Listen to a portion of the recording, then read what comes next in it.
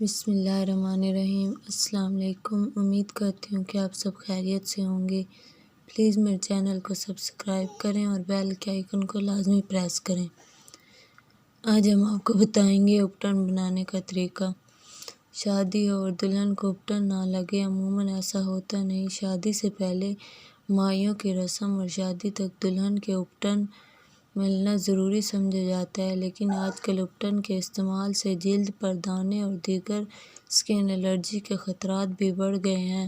شادی کے موقع پر ایسے خطرات بڑی پریشانی کا باعث بنتے ہیں، لہذا اگر آپ کے گھر میں شادی ہونے والی ہے تو بازار سے بنے بنائے اپٹن لینے کی بجائے تھوڑی محنت کریں اور اپٹن خود گھر پر تیار کریں۔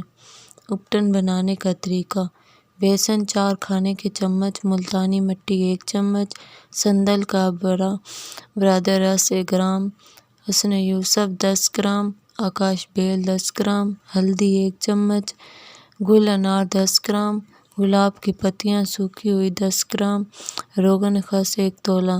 تمام اجزاء لے کر اچھی طرح باریک پیس کر مکس کر لیں۔ استعمال سے پہلے ضرورت کے مطابق لیں اور 2 قطرے لیموں کا رس، 1 چمچ دودھ شہد بالائی اور آدھا چمچ گلیسرین ملا کر ضرورت کے مطابق عرق گلاب ملا کر پیسٹ بنائیں اور اپلائی کریں۔ اس اپٹن کو پورے جسم پر مل سکتے ہیں۔ یہ تمام اجزاء آپ کو کسی بھی پنسار کے پاس آرام سے مل جائیں گے۔ ہلدی بھی آپ ثابت لیں اور خود گھر میں پیس لیں۔ جلد پر کبھی بھی کچن میں موجود بازار کی پسی ہوئی ہلدی استعمال نہ کریں۔